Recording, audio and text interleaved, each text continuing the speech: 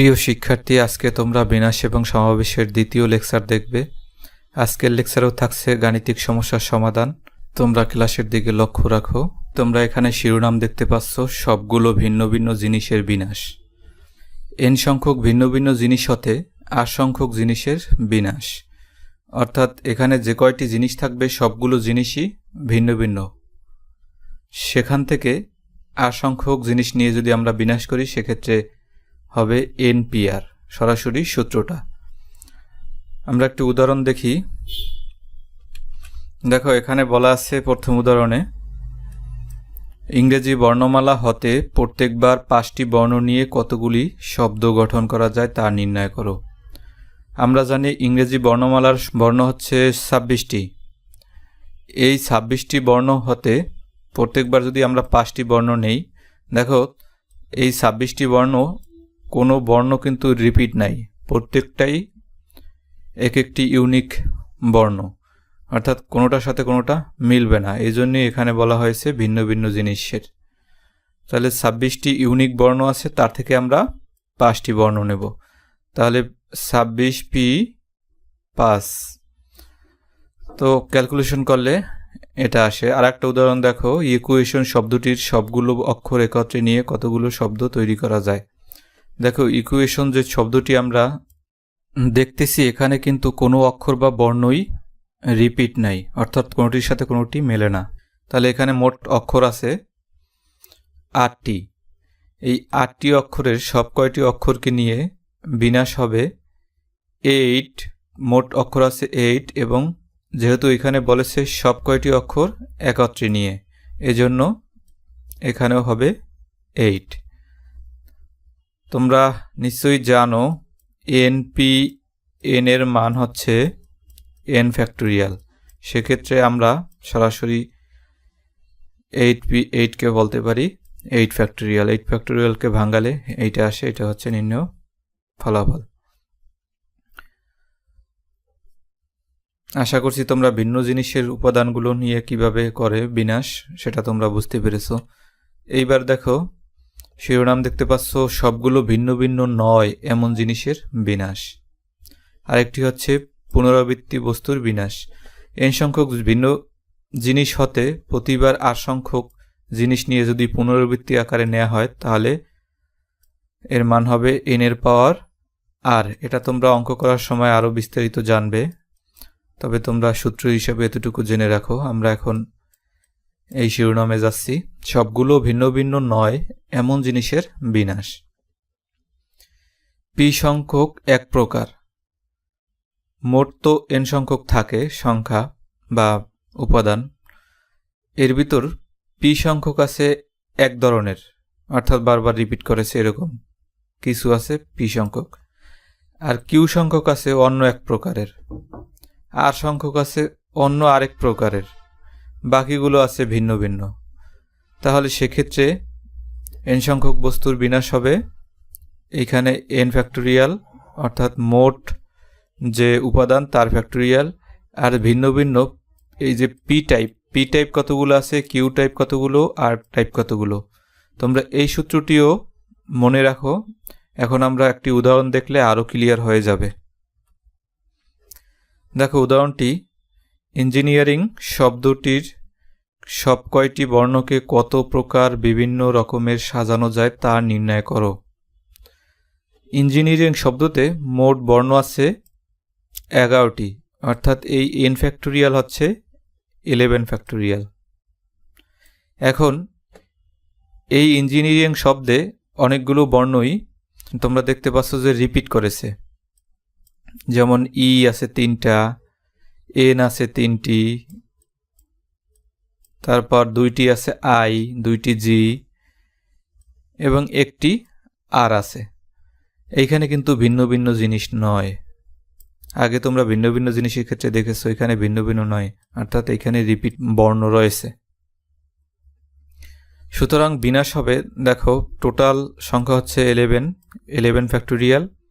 আর এই যে p factorial দ্বারা বুঝিয়েছে এই যে এখানে 3টি ই আছে না, এই 3টি ইর ফ্যাক্টোরিয়াল, অর্থাৎ 3 ফ্যাক্টোরিয়াল। আবার কিউ ফ্যাক্টোরিয়াল ধরো এখানে 3টি এন আছে, এইখানে 3 ফ্যাক্টোরিয়াল। আবার ধরো আর ফ্যাক্টোরিয়াল এখানে 2টি আই আছে, এই 2i ফ্যাক্টোরিয়াল। এইখানে 3টি দিয়ে দেখানো হয়েছিল, ধরো এইখানে আরও 2টি জি আছে, এখানে যদি আমরা আর এস ফ্যাক্টোরিয়ালও লিখতাম তাহলে আরও একটি 2 ফ্যাক্টোরিয়াল। আর এখানে একটি আছে আর, এই জন্য আসছে 1 ফ্যাক্টোরিয়াল। অর্থাৎ যতগুলো ভিন্ন ভিন্ন আছে ততগুলোরই ভিন্ন ভিন্ন ফ্যাক্টোরিয়াল দিতে হবে এখানে। তো এগুলো ক্যালকুলেশন করলে ইহাই নির্ণয় ফলাফল। দেখো আমরা এই সূত্রগুলো একত্রে লিখলাম। এই 3টি সূত্র সবগুলো ভিন্ন ভিন্ন জিনিসের ক্ষেত্রে তোমরা একটু আগে দেখেছো এনপিআর, সবগুলো ভিন্ন ভিন্ন নয়। এরূপ বস্তুর বিনাশ হচ্ছে এরকম দেখেছো। পুনরাবৃত্তিমূলক এটাও তোমরা দেখেছো। এইটার পুনরাবৃত্তিমূলকের অঙ্ক আমরা ভবিষ্যতে করব। এখানে কিছু গাণিতিক সমস্যা দেখতে পাচ্ছ। গাণিতিক সমস্যাগুলো তোমাদের অক্ষরপত্র প্রকাশনী বই থেকে নেওয়া হয়েছে, তোমরা যে কোনো বইতে দেখতে পারো। সবগুলো বইতেই প্রায় সেম ক্যাটাগরির। আমরা এখান থেকে 2টো অঙ্ক করব, 2টো অঙ্ক করলে মোটামুটি তোমরা সবগুলো পারবে। দেখো 4 নম্বর অঙ্ক এইখানে বলা হয়েছে, তোমরা একটু স্ক্রিনের দিকে দেখো, এখান থেকে এন এর মান বের করতে বলেছে। তো আমরা 4 নম্বর অঙ্কটি করি। দেওয়া আছে এখন এই 4 NP3 কে এভাবে লেখা যায়। তোমরা নিশ্চয়ই জানো, প্রথম লেকচারে দেখিয়েছিলাম 10P3 এর মান তোমরা বের করেছিলে। এইখানে 10 লিখেছিলে n এর মান, তারপরে যেহেতু এইখানে 3 আছে তোমরা 2 পর্যন্ত করেছিলে n এর মান থেকে বিয়োগ, অর্থাৎ n-1 n-2। দেখো এভাবে তোমরা বের করেছিলে, অথবা সরাসরি এনপিআর এর সূত্রে ভাঙিয়েও করা যায়। তো এই সহজ ফর্মুলাটাকে এইখানে অ্যাপ্লাই করা হয়েছে। এখানে আছে n গুণ, এখানে যেহেতু 3 আছে তাহলে n-1 n-2 ঘাত এই 2 পর্যন্ত নিতে হবে। যদি এখানে 4 থাকতো তাহলে আমরা আরও একটি টার্ম নিতাম, n-3 নিতাম। আশা করছি তোমরা বুঝতে পেরেছো এই অংশটুকু এতটুকুর পরিবর্তে কিভাবে লিখেছি। এইখানে 5 গুণ n-1 p3, দেখো এইখানে আছে n-1, তাহলে এই n-1 লিখলাম, আর এইখানে 3 মানে 2 পর্যন্ত নিতে হবে। তাহলে দেখো দ্বিতীয় টার্মটা হচ্ছে n-1 -1, আর একটা হচ্ছে n-1 -2, কারণ এখানে আছে 3, আমরা 2 পর্যন্ত নিতে হবে, এই 1 এবং 2, আর n-1 তো উপরে আসি। তাহলে n-1 মানে লেখা যায় n-2, আর এইখানে লেখা যায় n-3। এই জিনিসটাই এখানে লেখা হয়েছে। তো তোমরা যদি ক্যালকুলেশন করো এখানে n এর মান 15 আসে। দেখো এইখানে ক্যালকুলেশন করেছে খুব সহজ, এইটা কাটাকাটি যায়, তারপরে তোমরা যদি গুণ করো তাহলে সহজেই মান বের করতে পারবে। দেখো 5 নম্বর অঙ্ক বলেছে প্রমাণ করো যে n সংখ্যক বিজোড় সংখ্যার গুণফল 2n ফ্যাক্টোরিয়াল ভাগ হচ্ছে 2n ইন্টু n ফ্যাক্টোরিয়াল আকারে প্রকাশ করা যায়। যাই হোক আমরা এখন কাজ করব, এটা একটু টেকনিক্যালি করতে হবে। 2n ফ্যাক্টোরিয়াল নিয়ে আমরা কাজ করব। 2n ফ্যাক্টোরিয়াল তোমরা জানো, ফ্যাক্টোরিয়ালের মান একটা একটা করে ধাপে ধাপে কমতে থাকে এবং সবগুলার 1 পর্যন্ত কমবে এবং সবগুলার গুণফল। দেখো 2n যেহেতু আছে আমরা 2n লিখলাম, তারপর একটা ধাপ কমেছে 2n-1, যদিও আমরা লিখতাম ডান দিকে লিখতাম n-1 ইন্টু শেষ পর্যন্ত 3 2 1 এরকম লিখতাম, কিন্তু আমরা এইটা এই পাশেও লিখতে পারি, যেহেতু গুণ অবস্থায় আছে 1 2 3 আপ টু এরকম করেও লিখতে পারি n-1 n ইন্টু n, এভাবেও আমরা লিখতে পারি। এই কাজটি এভাবেই করেছে, এই এদিক থেকে এদিকে লিখেছে। দেখো 2n ফ্যাক্টোরিয়াল 2n, তারপর এক ঘাত কমেছে, তারপর আস্তে আস্তে 1 দিকে যাবে, 1 পর্যন্ত থামবে। তোমরা ফ্যাক্টোরিয়াল মান আগেই দেখছো কিভাবে ভাঙাতে হয়। এখন খেয়াল করো, এখান থেকে 2টা পার্টে বিভক্ত করা যায়। যেহেতু গুণ অবস্থায় আছে, বিজোড় সংখ্যাগুলো নিয়ে একটা পার্ট করা যায় 1 3, এইখানে তো আরও একটা টার্ম ছিল 5 7 এরকম ছিল। তাহলে 1 3 5 আর এই 2n, এই 2-র সাথে যে কোনো সংখ্যাই গুণ করলে সেটা জোড় হয়। তার মানে এইটা যদি জোড় হয় তার আগের সংখ্যাটা হচ্ছে বিজোড়। তাহলে আমরা বিজোড় সংখ্যার যেহেতু সিরিজটা নিতেছি এইখান থেকে, তাহলে আমরা বিজোড় সংখ্যার সিরিজ পর্যন্ত এইভাবে নিলাম। গুণ, এইবার দেখো বিজোড় সংখ্যা নিলে বাকি থাকে জোড় সংখ্যাগুলো 2, এইখানে হয়তো একটা 4 আছে, এর ফাঁকে একটা 6 আছে, সেগুলো আমরা নিলাম 2 4 6, আর এই যে জোড় সংখ্যার সর্বশেষ সংখ্যা হলো 2n। আমরা এই লাইনও বুঝলাম। তারপরে দেখো এই অংশ যেরকম আছে আমরা সেরকম লিখে দিলাম, কিন্তু এই অংশে দেখো জোড় সংখ্যা যেহেতু 2, এইখানে 4 এর লেখা যায় 2 গুণ 2, এইখানে 6 এর লেখা যায় 2 গুণ 3, অর্থাৎ প্রতিটার সাথেই একটা একটা করে 2 গুণ 2 কমন আছে কিন্তু। তার মানে 2 গুণ 1 ইন্টু 2 গুণ 2 2 গুণ 3 আপ টু এই 2 গুণ n, এই পর্যন্ত আমরা লিখলাম। দেখো 2 গুণ 1 মানে 2, আর এইখানে 2 গুণ 2 মানে 4, এইখানে 2 গুণ 3 মানে হলো 6। তাহলে এই পর্যন্ত আমরা লিখতে পারলাম। এবারে আমরা যেটা করব, এই প্রথম অংশটুকুর মান যা আছে তাই লিখলাম। এইখানে দেখো প্রতিটা টার্মেই একটা একটা 2 আছে না, 2 কতটা সংখ্যক আমরা কিন্তু জানি না, n সংখ্যক 2 আছে, অর্থাৎ এইখানে একটা 2, এখানে 2 স্কয়ার, এইটা সহ নিলে 2 কিউব, এরকম 2-র পাওয়ার n সংখ্যক আছে। তাহলে আমরা এইটাকে আলাদা করে লিখলাম 2-র পাওয়ার n, এবং এই যে বাকিগুলো থাকে 1 2 3, এইগুলোর আর একটা আলাদাভাবে লিখলাম, কারণ এইখান থেকেও তো 2 চলে গেছে, এইখানে শুধু n থাকে। এভাবে আলাদা লেখার পরে দেখো 2 টু দি পাওয়ার n, আর এইটাকে আমরা সরাসরি n ফ্যাক্টোরিয়াল লিখতে পারি না, n ফ্যাক্টোরিয়াল লিখতে পারি, কারণ এটার মানেই হচ্ছে n মাইনাস 1, তারপর আপ টু 3 2 1। তাহলে এই টার্মটা আমরা বাদ দিয়েও এইটা কল্পনা করতে পারি, তাহলে তার মানে এটার পরিবর্তে আমরা n ফ্যাক্টোরিয়াল লিখতে পারি। দেখো আমরা পরের লাইনে এইখানে 2 টু দি পাওয়ার n লিখলাম, n ফ্যাক্টোরিয়াল লিখলাম, আর প্রথম অংশটা এইভাবে লিখলাম। দেখো বাম পাশ ছিল আমাদের 2n ফ্যাক্টোরিয়াল। এখন আমরা এই যে ডান পাশের এই অংশ যদি আমরা এই পাশে রাখি, আর এই অংশ এই যে বাম পাশের এটার নিচে পাঠিয়ে দেই আর গুণন করে, তাহলে এইভাবে আকার তৈরি হয়। এই যে বাম পাশের সিরিজটা, এটাই কিন্তু n সংখ্যক বিজোড়ের সিরিজ। দেখো এখানে বলেছে প্রথম n সংখ্যক বিজোড় সংখ্যার গুণফল, তো এখানে n সংখ্যক বিজোড় সংখ্যা আছে এবং তার প্রত্যেকটাই কিন্তু গুণফল আকারে আছে, গুণ আকারে। তাহলে গুণফল কত আসছে, এই যে টার্ম এটার সাথে এটা মিলে গেছে, তো আমরা বলতে পারি এখানে প্রমাণিত। এখানে আরো কিছু বেশ গাণিতিক সমস্যা দেখতে পাচ্ছ। আমরা এইখানে দেখো 1 থেকে 4 পর্যন্ত সবগুলো অঙ্কই একই রকমের, আমরা একটি অঙ্ক করব আর তোমরা বাকি 3টি নিজেরা চেষ্টা করবে। আর 5 নম্বর আমরা করিয়ে দেব, 5 নম্বর একটু ভিন্নতর আছে। এখানে তোমরা 1 নম্বর দেখতে পাচ্ছ, প্রত্যেক অঙ্ককে প্রত্যেক সংখ্যায় কেবল একবার ব্যবহার করে 6 5 2 3 0 দ্বারা 5 অঙ্ক বিশিষ্ট কতগুলি অর্থপূর্ণ জোড় সংখ্যা গঠন করা যায়। এই 5টি সংখ্যা দ্বারা আমরা প্রত্যেক সংখ্যাকে একবার ব্যবহার করে জোড় সংখ্যা নির্ণয় করব 5 অঙ্ক বিশিষ্ট। দেখো জোড় সংখ্যা নির্ণয় করতে গেলে অবশ্যই এইখানে শেষে হয় 0 থাকবে, নয়তো 2 থাকবে, নয়তো 6 থাকবে। শেষে যদি 3 থাকে তাহলে কিন্তু আমরা জোড় সংখ্যা বলতে পারবো না, ওটা বিজোড় হয়ে যায়। অতএব 0 2 অথবা 6 অবশ্যই থাকতে হবে শেষে।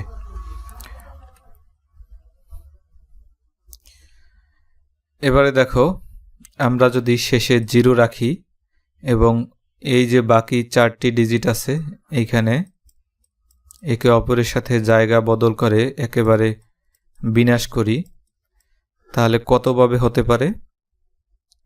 কারণ এই 4টি ডিজিট এগুলো কিন্তু সকলেই ভিন্ন ভিন্ন। তো ভিন্ন ভিন্ন একটু আগে তোমরা দেখেছো ভিন্ন ভিন্ন সংখ্যার বিনাশ হবে। এখানে যেহেতু 4, আমরা প্রতিটা আমরা নিয়েছিও 4, যেহেতু ভিন্ন ভিন্ন আমরা সরাসরি 4 ফ্যাক্টোরিয়াল লিখতে পারতাম। 24টি উপায়ে এইখানে তাদের জায়গা বদল করবে বা বিনাশ হবে। এবারে দেখো শেষে যদি 2 থাকে, 2 থাকলে তোমরা নিশ্চয়ই বুঝতে পারছো আরও 24টি উপায়ে সাজানো যাবে। কিন্তু এক্ষেত্রে একটি জিনিস তোমরা খেয়াল করো, এইখানে যখন আমরা 24টি উপায়ে সাজিয়েছি এইখানে কিন্তু প্রথম 0 রেখেও সাজিয়েছি। প্রথম যদি 0 রাখি আমরা তাহলে কি 5 অঙ্ক বিশিষ্ট জোড় সংখ্যা হবে? কারণ প্রথমে 0 থাকলে তো ভ্যালু নাই, সেক্ষেত্রে 1 2 3 4 4 অঙ্ক বিশিষ্ট হবে। তাহলে নিশ্চয়ই প্রথমে 0 রেখে যে কয়টি সংখ্যা আছে ওই কয়টি 24 থেকে বিয়োগ দিতে হবে। আমরা সে কাজটাই এখন করব। প্রথমে 0 রেখে কতটি উপায়ে সাজানো যায় ওই উপায় কয়টিকে আমরা এই 24 থেকে, যেহেতু এইখানে 0 রেখেও সেটাও কাউন্ট করা হয়েছিল, এইখানে 0 রেখে যতটি হয় ওই কয়টি আমরা বাদ দিলেই মোট উপায় সংখ্যা বের হবে। তোমরা দেখতে পাচ্ছ প্রথমে অবস্থানে 0 এবং শেষ অবস্থানে 2 থাকে, এরূপ বিনাশ সংখ্যা। দেখো এইখানে যদি 0 থাকে এখানে 2 থাকে তাহলে এই তিনটিকে আমরা সাজাতে পারি না বিভিন্নভাবে 3 ফ্যাক্টোরিয়াল, অর্থাৎ 6টি। এই 6টি আমরা এই 24-এর ভিতরেও কাউন্ট করেছিলাম, কারণ আমরা এইখানে প্রতিটি কেসই হিসেব করে নিয়েছিলাম। কিন্তু আমরা জানি যে প্রথম যদি 0 থাকে সেটি অবশ্যই 5 সংখ্যার হবে না, 4 সংখ্যার ডিজিট হবে। তাহলে 4 সংখ্যার যদি ডিজিট হয় তাহলে 0 রেখে যে কয়টি উপায় হয় ওই কয়টি উপায় আমরা এই 24 থেকে বাদ দেব, তাহলেই অর্থপূর্ণ উপায়গুলো বের হয়ে যায়।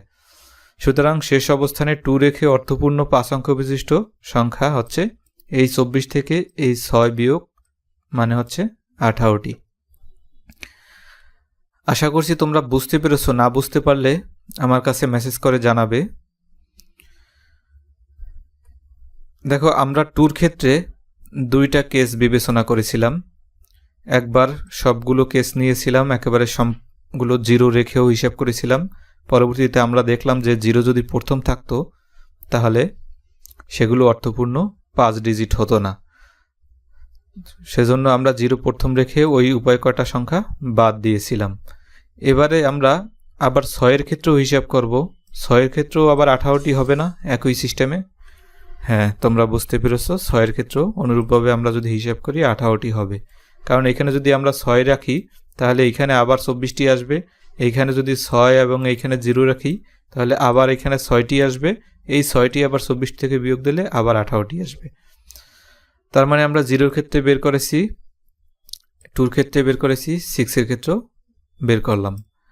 এখন সবগুলোই যেহেতু আলাদা আলাদা কেস, সেহেতু আমরা বলতে পারি 24, 18 আর হলো এই 18। তাহলে মোট উপায় সংখ্যা আসে 60। ইহাই নির্ণয় অ্যান্সার।